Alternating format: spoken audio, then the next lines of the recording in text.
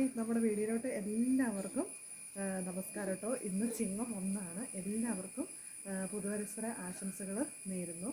അതുപോലെ തന്നെ ഇന്ന് കർഷക ദിനവുമാണ്. എല്ലാ കർഷകർക്കും കർഷക ദിന ആശംസകൾ നേരുന്നു. നമ്മൾ ഇന്ന് പുറപ്പുഴ പഞ്ചായത്തിൽ നമ്മൾ കർഷക ദിനം ആചരിക്കാൻ വേണ്ടി പോവുകയാണ് കേട്ടോ. ബാക്കി വിശേഷങ്ങൾ നമുക്ക് അവിടെ ചെന്നിട്ട് കാണാം. ചോദിച്ചു അമ്മ പോയിട്ട് വരാട്ടോ. ചോദിച്ചാ ടാറ്റാ. പോയിട്ട് വരുമ്പോൾ വിശേഷം പറയാട്ടോ. ടാറ്റാ.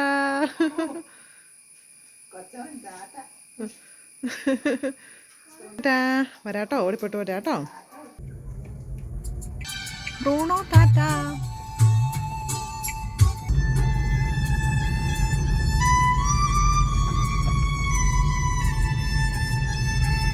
പിന്നെ ചിങ്ങം 1 നമ്മുടെ പ്രകൃതിയും ഇച്ചിരി ഒരു തെളിച്ചം കാണിക്കുന്നുണ്ട് കേട്ടോ. മഴയൊക്കെ ഒന്ന് സ്വല്പമൊക്കെ മാറി നിന്ന് ഇച്ചിരി തെളിച്ചമൊക്കെ കാണിക്കുന്നുണ്ട്.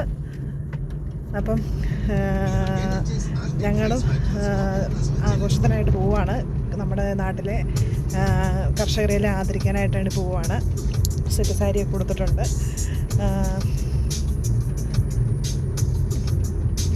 പഞ്ചായത്തിലോട്ട് പോകുന്ന വഴികളാണ് കേട്ടോ. നേരെ ഓണത്തുമ്പികളൊക്കെ പാറി നടക്കുന്നുണ്ട്, മഴത്തുമ്പികളൊക്കെ പാറി നടക്കുന്നുണ്ട്.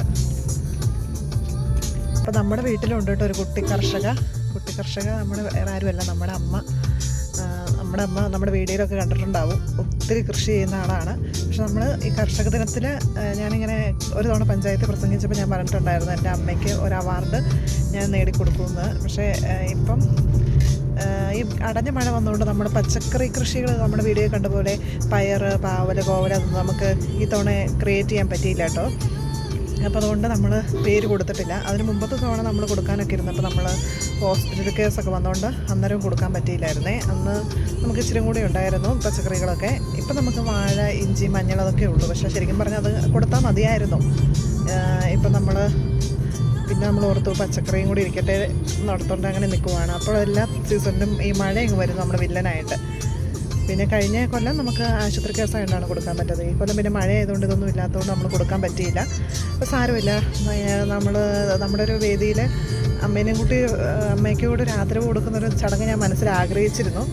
പക്ഷേ അതിന് സമയമായിട്ടില്ലെന്ന് തോന്നുന്നു. അപ്പോൾ അടുത്ത കൊല്ലത്തേക്ക് ഞാൻ പറഞ്ഞിട്ട് എല്ലാം പറയാം, അടുത്ത കൊല്ലം എന്ന് പറയുമ്പോൾ അമ്മ പറയും അന്നേരം ഇതുപോലെ മഴയായിരിക്കും, പറയാതിരുന്നാൽ മതി എന്ന് പറയുമേ. അതിന് സാരമില്ല. എന്നാലും നമ്മൾ ഇനിയിപ്പോൾ ഒരു പദവി നിന്ന് കഴിഞ്ഞാൽ നമ്മൾ അവാർഡ് അടിച്ചു മാറ്റി എന്ന് പറയണ്ടല്ലോ.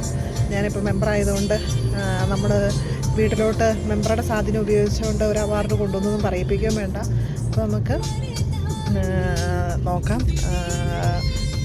അടുത്ത കൊല്ലമൊക്കെ ആകുമ്പോഴത്തേക്കും അല്ലെങ്കിൽ ഏതെങ്കിലും കൊല്ലം നമുക്ക് സാഹചര്യം ഒത്തു വന്നാൽ നമ്മുടെയും കാര്യം ഒന്നാന്ന് അറിയത്തില്ലോ നമുക്ക്. അപ്പം അതുകൊണ്ട് നമുക്ക്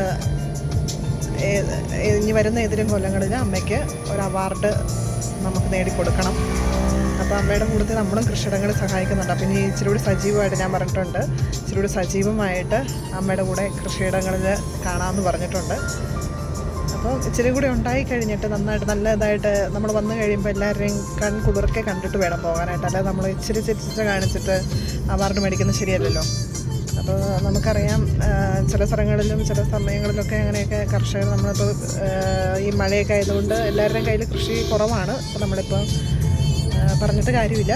പക്ഷേ നമ്മൾ ആഗ്രഹിക്കുന്നത് അവർ ഒരു സംഘം വരുമ്പോൾ നമ്മുടെ വീട്ടിൽ പരിശോധനയ്ക്ക് വരുമ്പം ഒരു നല്ല രീതിയിലൊന്ന് ക്രിയേറ്റ് ചെയ്തിട്ട് കാണിക്കാനായിട്ടാണ്. നമ്മുടെ വീഡിയോയിലുള്ള പോലെ തന്നെ പഴയ പോലെ തന്നെ ക്രിയേറ്റ് ചെയ്ത് കാണിക്കുമ്പോഴാണ് നമുക്ക് അതിനുള്ളൊരു അംഗീകാരം, അവർക്കും ഒരു വന്ന് കാണുമ്പോഴൊരു ഇതുണ്ടാവുള്ളൂല്ലോ.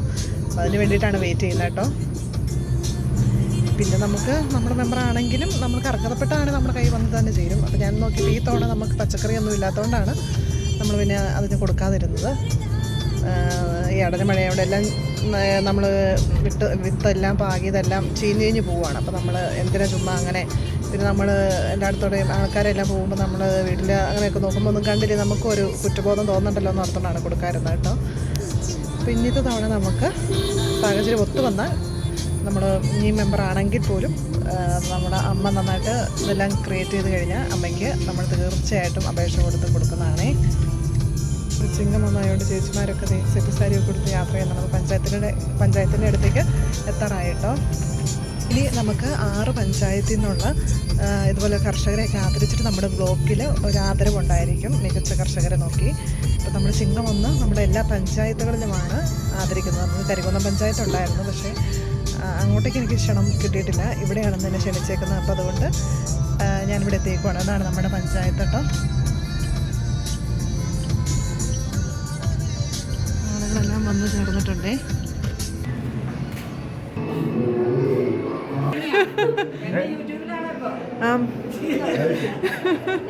നമ്മുടെ പുറപ്പുഴ പഞ്ചായത്തിലെ മെമ്പർമാരാണ് കേട്ടോ. വൈസ് പ്രസിഡന്റ്, അത് നമ്മുടെ പുറപ്പുഴയിലെ വൈസ് പ്രസിഡന്റ് ആയിരുന്നു കേട്ടോ. രാജേശ്വരി മെമ്പറാണ്. ഇപ്പം ദീർഘകാലം നമ്മുടെ 2 തവണ നമ്മുടെ പഞ്ചായത്തിനെ നയിച്ച ധീരയായിട്ടുള്ള വനിതയാണ്.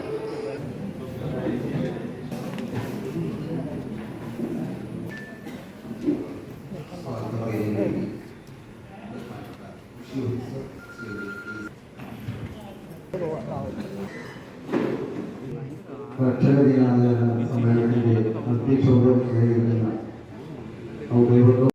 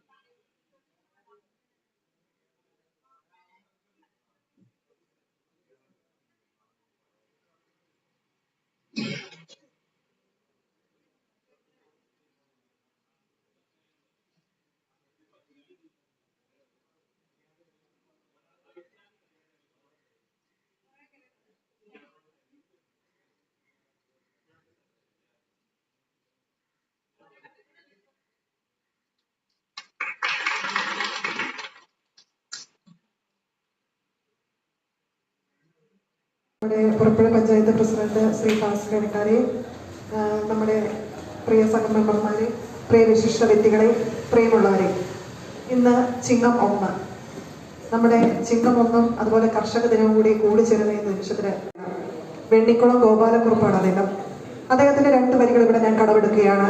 കാളയും കലപ്പയും കർഷകൻ ചൂടുതൊപ്പിയും പാളയും പോയാൽ പിന്നെ ഭൂമി സർവവും മരുഭൂമി എന്ന് പറയുന്ന വരികൾ നമുക്ക് ഏവർക്കും അറിയാം. നമ്മുടെ കേരളത്തിന്റെ ഭൂപ്രകൃതി ഒന്ന് പണ്ടുകാലങ്ങളിൽ നമ്മൾ പരിശോധിക്കുമ്പോൾ എത്ര മനോഹരമായിരുന്നു. അത് നമ്മൾ അറിയാനായിട്ട് നമ്മുടെ പഴയകാല സിനിമകളൊന്ന് കണ്ടാൽ മതി, നമ്മുടെ പഴയകാല സാഹിത്യ രചനകളൊന്ന് പരിശോധിച്ചാൽ മതി.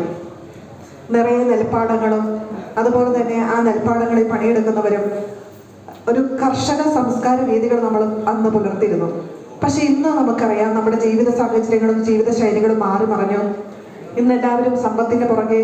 ഇന്നിപ്പോൾ നമുക്ക് ശരിക്കും പറഞ്ഞാൽ ഈ കാർഷിക ഉൽപ്പന്നങ്ങൾ വിറ്റ് കിട്ടുന്ന പണം കൊണ്ട് നമ്മുടെ കുടുംബജീവിതം നയിക്കാൻ സാധ്യമല്ലാത്തതിനാൽ നമ്മളെല്ലാവരും ഇന്ന് വിദ്യാഭ്യാസ രംഗത്തിനാണ് ഒരു കുടുംബം പ്രാധാന്യം കൊടുക്കുന്നത്. ആ വിദ്യാഭ്യാസ രംഗത്ത് ഓരോ കുട്ടികളും ഉന്നതി കൈവരിച്ചാൽ പിന്നെ അവർക്ക് അതിൻ്റെതായിട്ടുള്ള തലങ്ങളിലോട്ട് പോവുകയായി.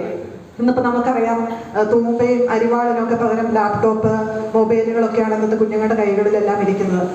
പക്ഷേ നമുക്കിതിനൊക്കെ മാറ്റങ്ങൾ കുറിച്ചില്ലെങ്കിൽ നമുക്ക് എന്ത് സംഭവിക്കുന്നു വെച്ചിട്ടുണ്ടെങ്കിൽ, ഇപ്പം നമ്മൾ കാണുന്ന പോലെ നമ്മുടെ പഞ്ചായത്തിൻ്റെയൊക്കെ വിവിധ തലങ്ങൾ എടുത്തു നോക്കുമ്പോൾ എത്രയോ മനോഹരമായിട്ടുള്ള സ്ഥലങ്ങളാണ് തരിശു ഭൂമിയായിട്ട് കിടക്കുന്നത്.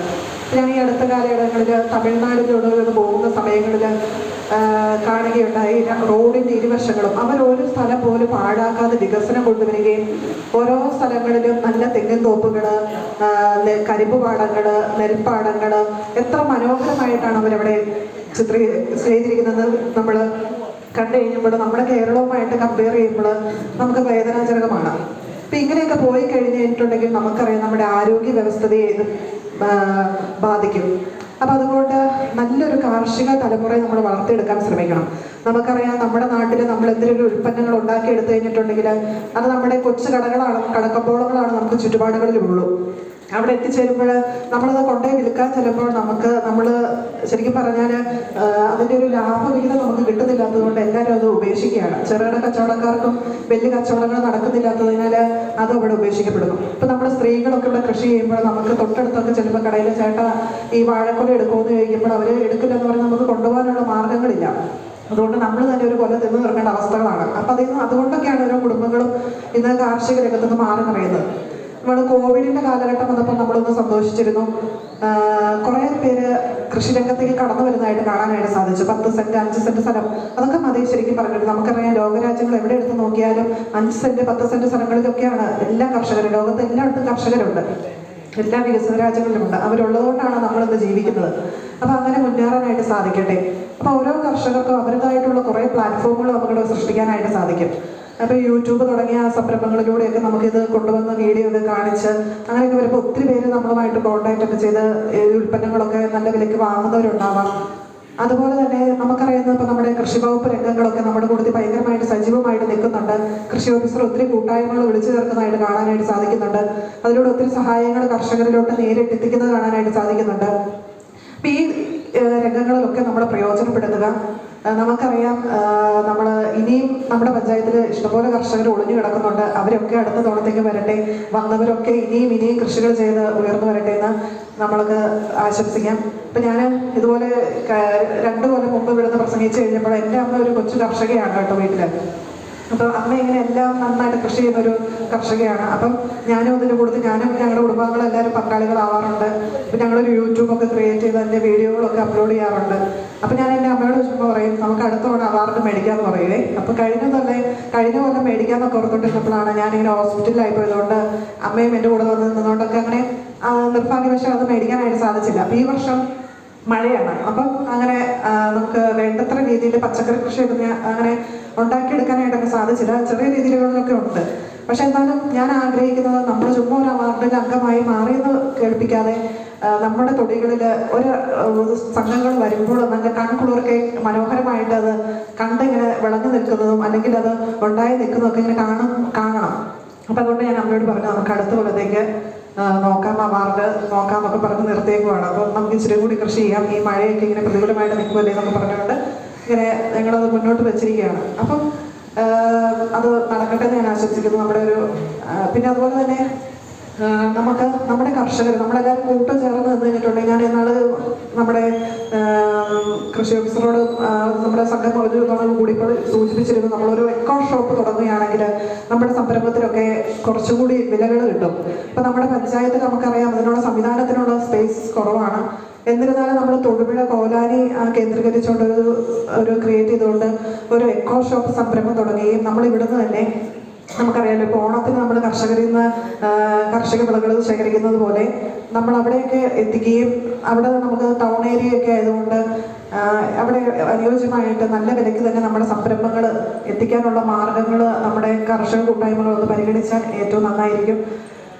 അതുപോലെ തന്നെ എല്ലാ രംഗത്തും അതുപോലെ കർഷക രംഗത്ത് എല്ലാവരും ഉയർന്നു വരട്ടെ എന്ന് ആശംസിക്കുന്നു.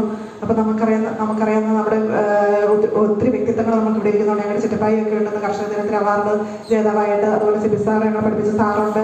അതുപോലെ തന്നെ എൻ്റെ അയൽവക്കക്കാരനായിട്ടുള്ള കുഞ്ഞിക്കുട്ടി കർഷകൻ ഇവിടെ ഉണ്ട്. അതുപോലെ തന്നെ പഞ്ചായത്തിൻ്റെ ബാക്കി എല്ലാവരും നമുക്ക് വേണ്ടപ്പെട്ടവർ തന്നെയാണ്. അപ്പോൾ ഇനിയും ഈ അവാർഡ് മേടിച്ചത് ഇനിയും നല്ല കൃഷി സംരംഭകരായിട്ട് ഉയർന്നു വരട്ടെ എന്നും ഇനിയും പുതിയ ആളുകളെല്ലാം കടന്നു വരട്ടെ എന്നും ആശംസിച്ചുകൊണ്ട് നടത്തുന്നു. നന്ദി, നമസ്കാരം.